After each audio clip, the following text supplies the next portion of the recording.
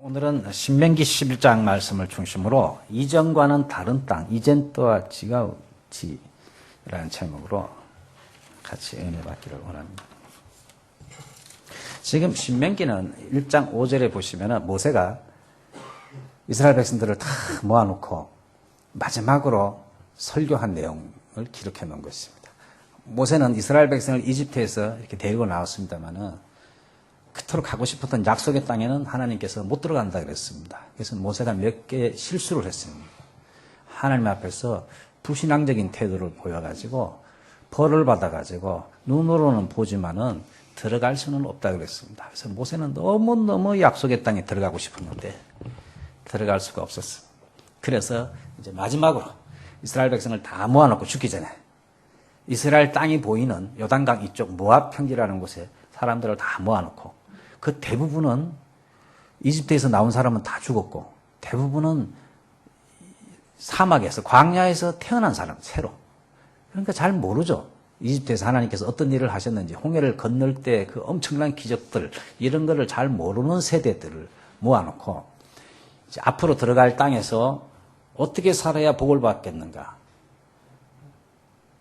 어떻게 잘못 살면 하나님의 저주를 받는가 이런 것들에 대해서 쭉 말씀을 했는데 오늘 특별히 그 부분에 대해서 기록을 하고 있습니다.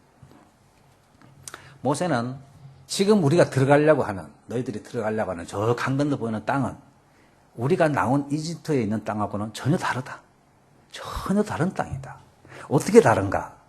이전에 우리가 살던 이집트라는 땅은 스스로 열심히 노력해서 씨를 뿌리고 물을 갖다 대고 나일강에서 물을 끌어다가 이렇게 발로 이렇게 밟아가지고 이렇게 물을 퍼올리는 그런 기구를 통해서 물을 퍼올려가지고 작은 수로를 통해서 물을 보내가지고 각 밭에 물이 들어가도록 이렇게 열심히 밟았습니다. 그렇게 해서 농사를 짓는 땅이었습니다. 당연한 거죠. 자기가 스스로 노력하여서 물을 대는 곳이라 10절에 그렇게 되죠.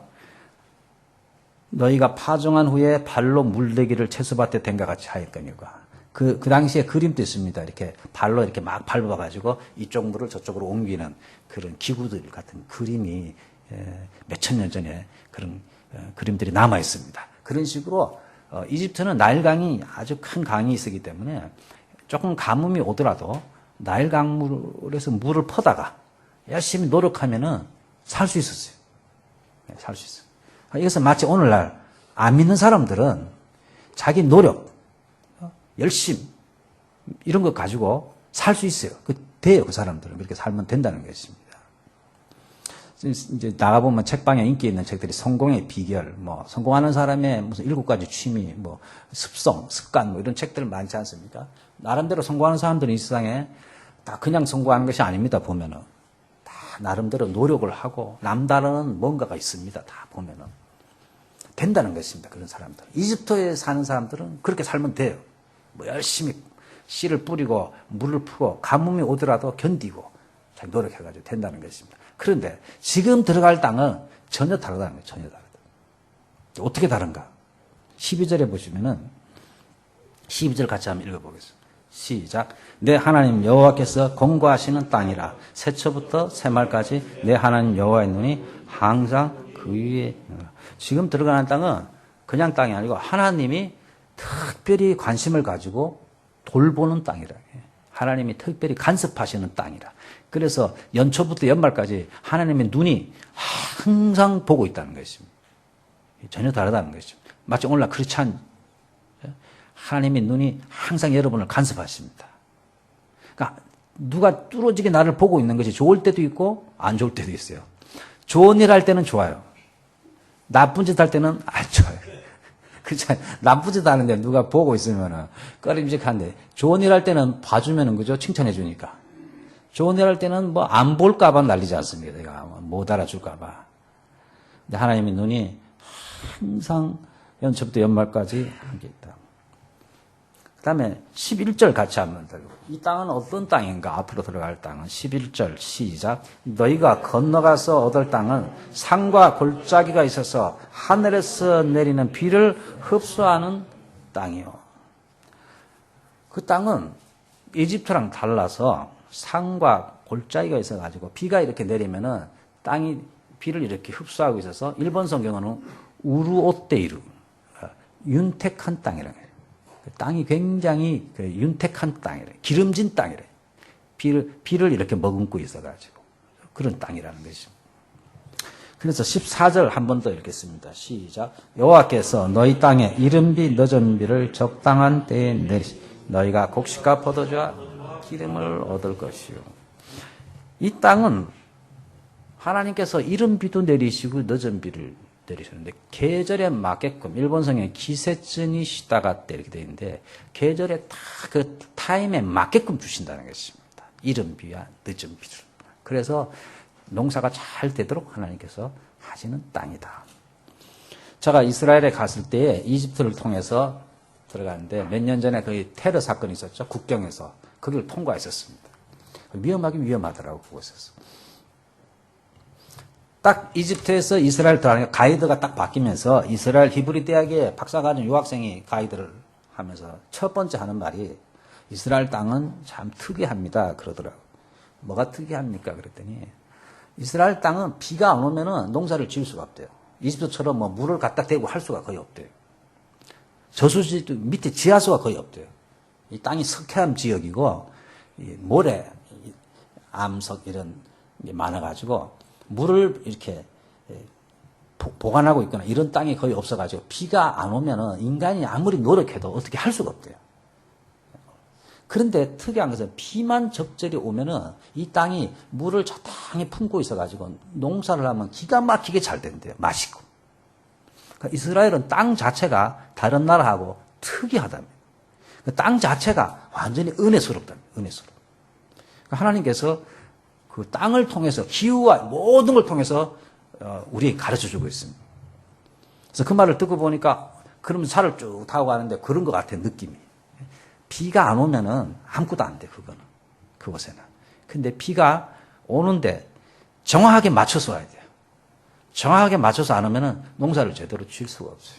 근데 비가 정확하게 오기만 하면은 그렇게 그 채소나 과일들이 맛있고 농사가 잘 되고 풍작이 되는 곳이 이스라엘이라고 들었습니다. 그래서 오늘 말씀도 그런 비슷한 내용인 것 같습니다.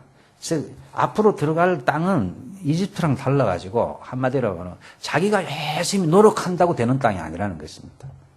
자기가 열심히 물대고 씨 뿌리고 그렇게 사는 땅이 아니고 이것은 하늘만 바라보고 살아야 되는 땅인데 하늘에서 비가 와야만 되는 땅인데 그 비가 오되 적절하게 와서 이른 비와 늦은 비가 그때 와줘야만 된다는 것입니다.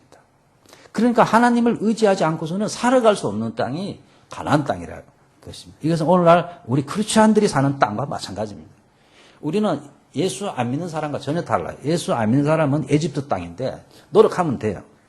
성공의 7가지 법칙 뭐 이런 거 가지고 노력하면 되는데 예수 믿는 사람은요. 대단히 죄송하지만 여러분은 운명이 달라가지고요. 그렇게 해도 안 되는 것입니다. 아예 포기하셔야 돼요. 아예 포기하셔야 돼요. 노력하지 말라는 말씀이 아니고 노력해도 안 되는 부분이 있어요. 예수 믿는 사람은 하나님께서 눈이 특별히 관리하시는 것입니다. 특별히 관리하신다는 것을 저희들은 잊으면 안 돼요. 저 사람은 저렇게 되는데 나는 왜 안 될까? 우리 하나님의 백성이기 때문에 하나님이 관리를 다르게 하십니다. 관리를 다르게 하십니다. 하나님의 백성이 이집트에서 사는 삶의 방식으로 살면은 절대 안 되게 돼 있어요. 그런데도 잘 되면요. 하나님의 백성이 아닌 것입니다. 그 사람은. 하나님의 백성이 분명히 아닙니다. 그런 사람은. 하나님의 백성은 하나님의 뜻과 목적이 있기 때문에 전혀 다른 방식으로 인도하십니다. 그것이 지금 이스라엘 백성이 들어가려고 하는 이 땅이 특수한 것처럼 우리가 하늘의 은혜를 바라보고 위의 것을 찾고 위의 것을 사모하고 하나님이 그때그때 은혜를 내려주지 아니하면은 우리는 살아갈 수 없습니다 하는 사람들이 크리스찬인 것입니다. 여기 늦은 비와 이른 비라고 나오는데 이스라엘은 우기와 건기가 있습니다. 우기는 비가 오는 시즌이에요. 건기는 비가 안 오는 시즌인데 일본하고 반대입니다.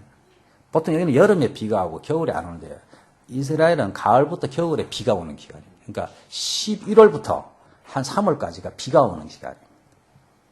그다음에 4월 이후 한 5월부터 10월까지가 비가 안 오는 기간입니다. 그래서 제가 이스라엘에 4월 달에 갔는데 저는 4월 달에 가니까 좋더라고. 비도 안 오고 날씨도 덥지도 춥지도 않고 아주 좋아요. 근데 그 전에 가면은 이 우기 비가 오는 계절이에요. 여기하고 반대입니다. 정반대. 근데 이 씨를 심으려고 하면은 밭에 어느 정도 물기가 있어야 되는데 보통 여기랑 반대로 가을에 씨를 심습니다. 10월이나 11월 달에 심는데 그러면 우기가 거의 끝나가는 것입니다. 건기가 시작인데 건기가 들어갈 때 씨를 심으려면 말라가지고 이게 작물이 자라지 못하는 것입니다. 그래서 그것을 이른비라고 그러는데 우기가 끝날 때 오는 파종을 할 때 제일 먼저 오는 비라서 이른비라는데 파종을 하기 직전에 비가 와줘야 되는 것입니다. 딱 맞춰서. 그 타이밍이 놓치면은 별로 안 좋아요. 효과가 없어요. 그래서 씨를 뿌리기 직전에 이른비가 쫙 와주면은 그 토지가 물기를 머금고 있어가지고 씨를 딱 심으면은 발화를 하고 자라게 될 수 있는 것입니다. 그러고 나서 수확을 3월, 4월에 수확을 하게 되는데 수확하기 직전에 또 비가 한번 와줘야 돼. 그러니까 우기가 끝나갈 때쯤 그 비가 한번 많이 오면 안 되고 그거를 단비라 그럽니다. 단비. 그래서 마지막 그 작물이 이렇게 열매를 잘 맺을 수 있도록 하는 비가 조금 와줘야 돼. 마지막에. 그래야 이 품작이 되는 것입니다. 그래서 그거를 늦은 비라고 해요. 늦은 비. 1년으로 보면 잊은 비인데 3월이니까. 그러나 농사 짓는 걸 기준으로 하면 파종할 때를 기준으로 하면 늦은 비가 돼요. 수확할 때쯤 오는 비니까. 파종하기 직전에 오는 비니까 비록 10월 달이지만 이른 비라고 그러는 것입니다. 그래서 우리나라는 일본에서 이해가 잘 안 돼요. 이 비가. 근데 거기 사는 사람들 너무나 잘 알죠. 파종하기 직전에 10월이나 11월 달에 오는 비. 그게 꼭 와야 돼. 그래야 땅이 부들부들해지고, 거기, 건기 때 말라 있었던 그 땅이 부들부들해지고, 딱 심으면은 수분을 흡수해서 씨가 발화를 해서 자라게 되는 거니까. 그거 딱 맞춰서 해야 돼. 그리고 마지막에 많이 자랐을 때에 우기가 끝나갈 때쯤 한 번 더 비가 딱 이렇게 와줘야 풍성한 수확을 얻을 수 있기 때문에 이른 비와 늦은 비. 5대 성경 보면 적당한 때에 내리시르니 일본 성경은 기세츠니 시다가때 계절에 맞게끔 이른 비와 늦은 비와 시도 때도 없이 오면 안 되죠. 그죠? 시간이고 안 맞으면 아무 효과도 없고 오히려 더 작물을 망치게 되기 때문에 이스라엘 백성들은 그래서 늘 하늘을 바라봤습니다. 하나님께서 그 파종하기 직전에 이른 비를 내려주셔야 된다. 하나님 이른 비를 내려주세요. 그 다음에 수확하기 전에 늦은 비를 내려주세요. 하나님께서 그 비를 딱 주면은 이스라엘은 아주 풍작을 할 수 있었던 것이죠. 근데 이른 비와 늦은 비가 적당한 때에 내리도록 하기 위해서는 오늘 모세는 절대적인 조건이 뭐냐면은 하나님 말씀에 순종하느냐 안 하느냐에 있다는 것입니다. 하나님을 사랑하라. 마음과 뜻을 다하여 사랑하라. 13절에. 그러면은 마음을 다하고 성품을 다하여 하나님 명령을 청종하고 섬기면은 하나님께서 늦은 비, 이른 비를 적당한 때에 내려주어서 곡식과 포도주, 기름을 너희들이 다 얻을 수 있게 하겠다 그랬어. 11장 뒷부분에 보시면요. 26절부터 쭉 보시면은 내가 오늘날 복과 저주를 너희 앞에 두나니. 무서운 말씀 아닙니까? 하나님께서는 그냥 복을 주시지 않습니다. 항상 복과 저주를 우리 앞에 두신다. 그래서 우리가 하기 나름이라는 것입니다. 우리가 하나님 말씀대로 살고 하나님을 의지하면은 하나님의 복을 주시지만은 우리가 하나님 말씀을 업신여기고 다른 신을 섬기고 세상을 의지하면 하나님이 저주를 주신다. 너희들이 축복의 땅에서 산다 할지라도 멸망할 것이다. 성경은 그렇게 기록하고 있어요. 며칠 전에 제가 어느 기사를 보니까 옛날에는 예수 믿는 사람들 30%가 전보로 간다 그러는데 요즘 90%래요. 90%가 크리스찬의 90%가 전보로 간대요. 근데 내가 잘못 봤니 뭐냐? 크리스찬의 90%가 아니고 점집에 오는 사람의 90%가 크리스찬이라고 그렇게 되는 거예요. 보통 심각한 문제가 아니죠. 그러니까 신앙생활에도 뭔가 잘 안 풀린다면요. 교회 다니면서 점치러 가는 거예요. 사람. 점치러. 여러분들도 있을 것입니다. 분명히. 양심이 막 찔리죠. 지금. 하나님의 백성은 하나님이 가장 싫어하는 것입니다.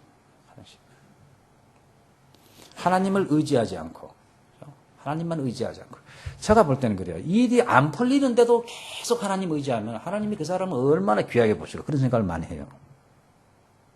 오히려.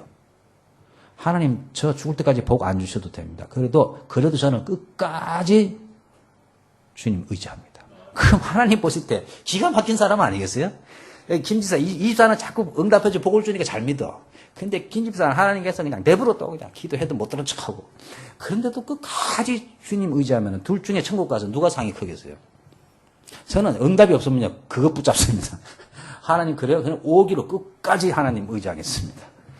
천국 가서 봅시다 하나님. 저를 이렇게까지 고생시키신 하나님 도대체 무슨 말씀을 하실는지. 그래도 저는 안 떠납니다. 그래도 저는 주님 붙잡습니다. 그 신앙에도 오기가 있어야 돼요, 여러분들. 저기 자꾸 응답받고 이런 사람 너무 부러워하지 마세요. 어떻게 보면요, 하나님께서 나를 더 신뢰하기 때문에, 맷집이 좋기 때문에 계속 두시는 것입니다. 그래도 계속 붙잡는 그래도. 저는 희한하네, 떨어질 때가 됐는데 안 떨어지네, 독한 놈이네 그러면서 얼마나 기뻐하겠습니까.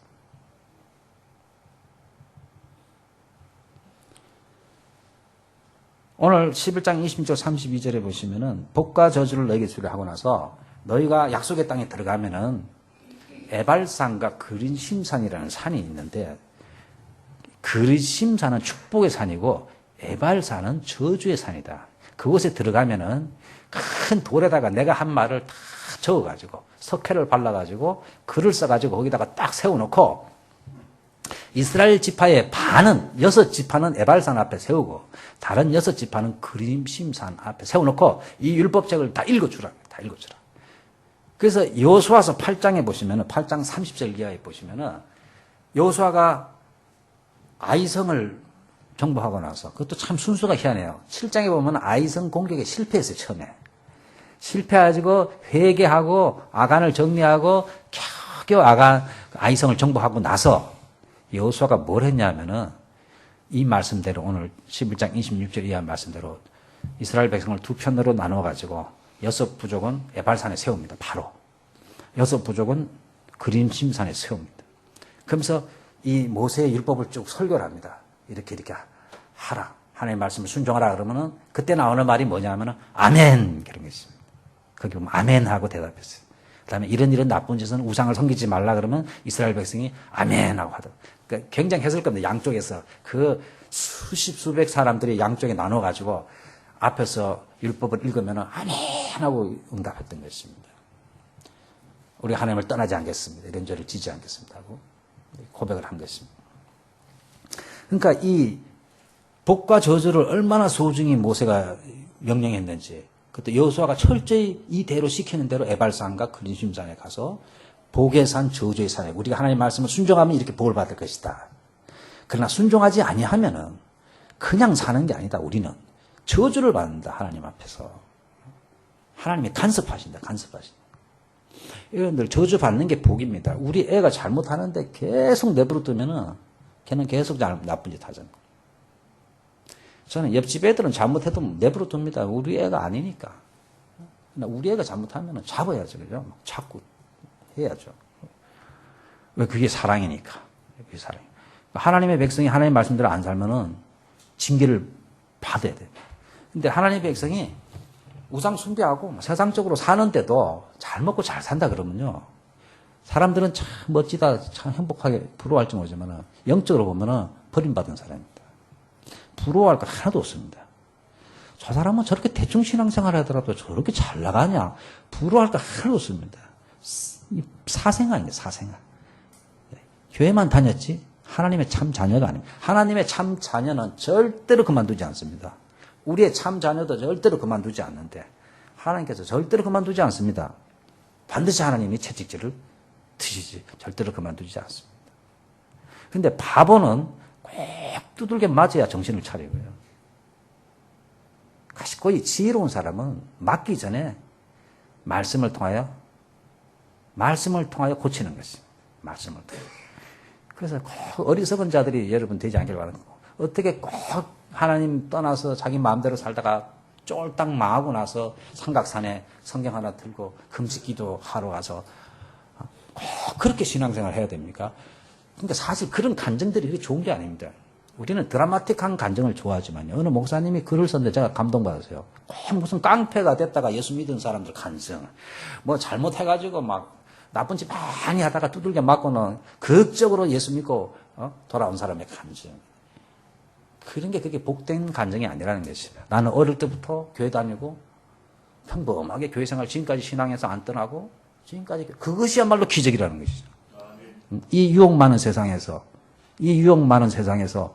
그렇게 평탄하게 어릴 때부터 한 번 또 이렇게 특별한 건 없어. 그러니까 그런 사람 항상 그래. 나도 좀 특별한 체험, 나도 사람 하나 죽여봤으면 그렇게 죽기 직전에 거기서 나 예수 믿습니다 하고 이인애하신 구세주의 찬송 부르고 탁 죽으면 얼마나 멋있을까.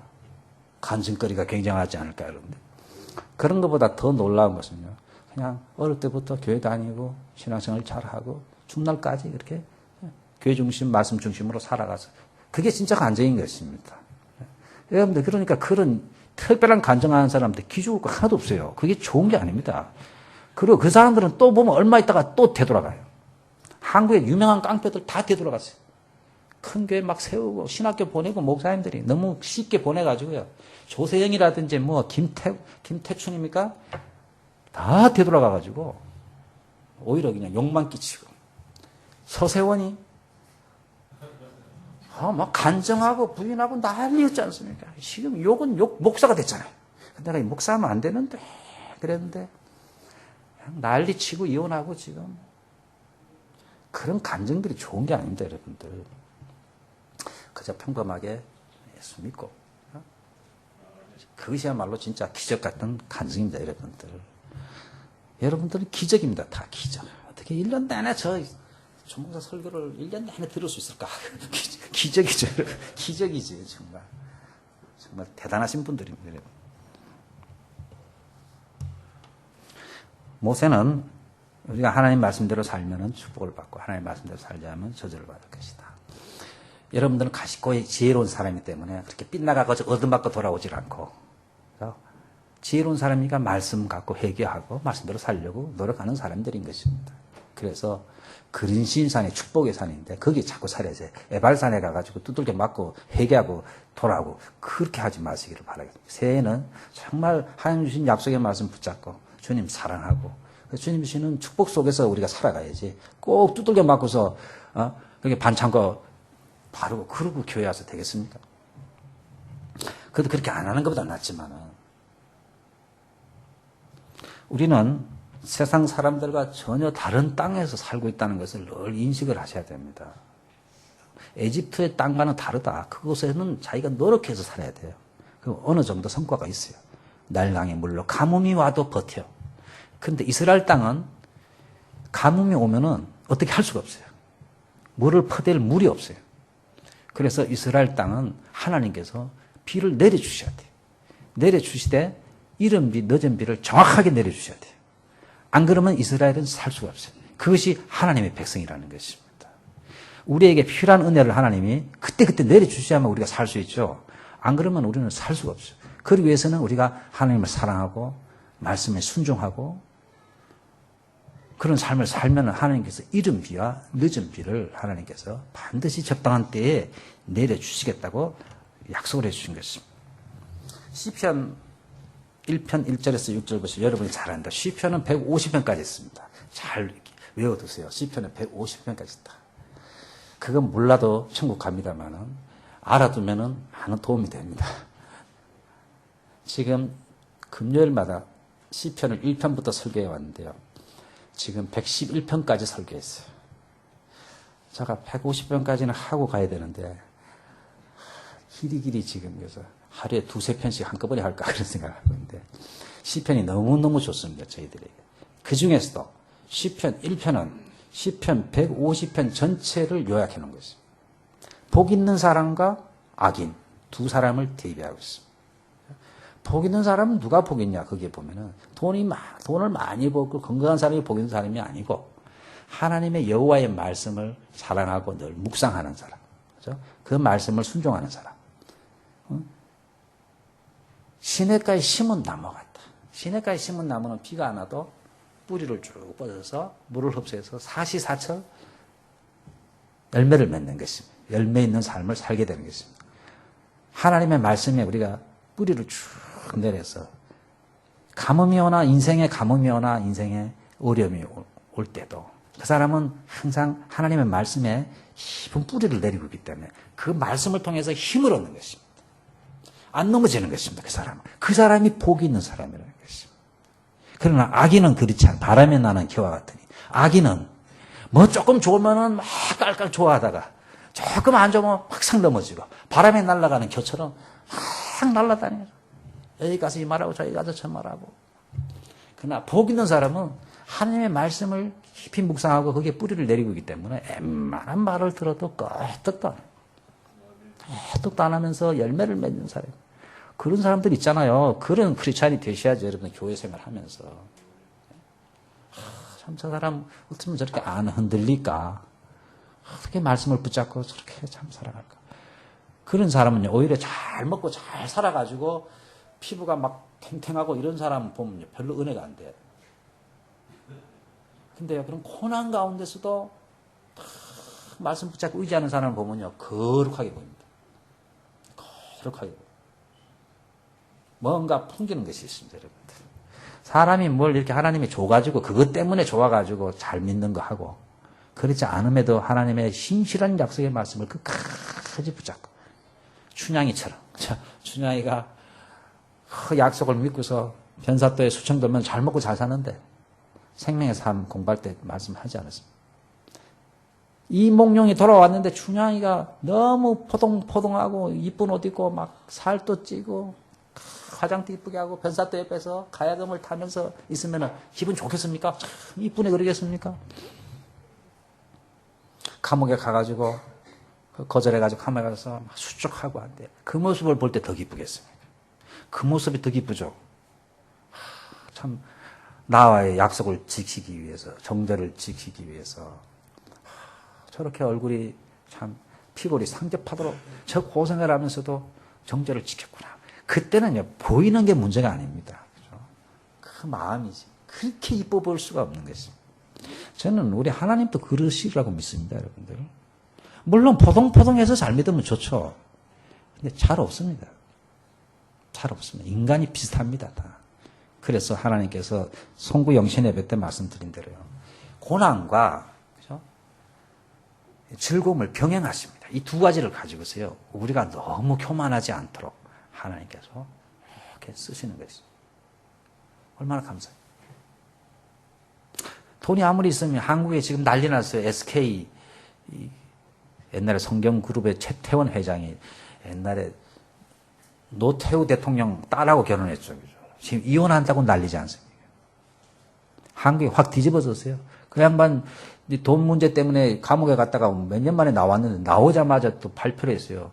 내가 세컨드가 있는데 거기에 숨겨둔 아들까지 있다. 한국이 난리 났어요. 지금 SK가 한국에서 큰 그룹인데 주식이 막 떨어지고 있어요. 주가가 막.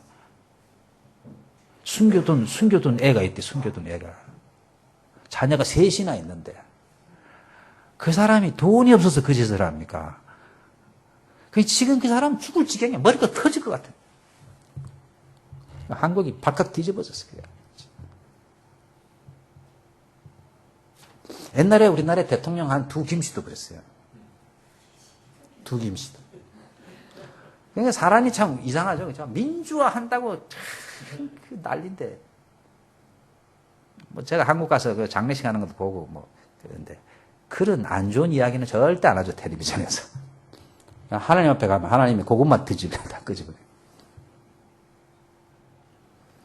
우리는 어려움이 와도 좀 힘든 일이 있더라도 하나님의 말씀을 붙잡고 시냇가에 심은 나무처럼 뿌리를 말씀에 쭉 내리고 그 말씀 때문에 즐거워하고 그 하나님의 약속 때문에 어려움을 이기고 그러면 그 얼굴에 거룩한 빛이 나는 것입니다. 여러분들. 거룩한 빛이 나는 그 자가 참으로 복된 자라고 시편 1편에서는 시편 전체를 요약을 해서 딱 기록을 하고 있습니다. 여러분들 고난 가운데서도 하나님의 약속의 말씀을 붙잡고 올해도 복과 저주가 있습니다. 저주는 뭐 꼭 고난을 받아야 저주가 아니고요. 하나님의 말씀에서 떨어져 나가는 것이 곧 저주인 것입니다. 올 한 해는 하나님의 말씀 가운데서 여러분들이 깊이 묵상하고 그 말씀 때문에 모든 것을 이기고 견디는 그러한 복된 삶이 여러분 앞에 있기를 바라고, 우리는 어차피 하나님 은혜 없이는 이제는 안 되는 사람들입니다.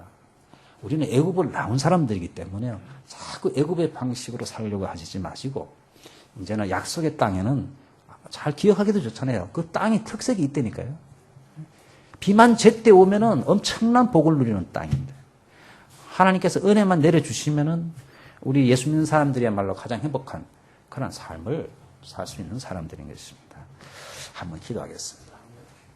살아계신 하나님 아버지, 크신 은혜를 감사합니다.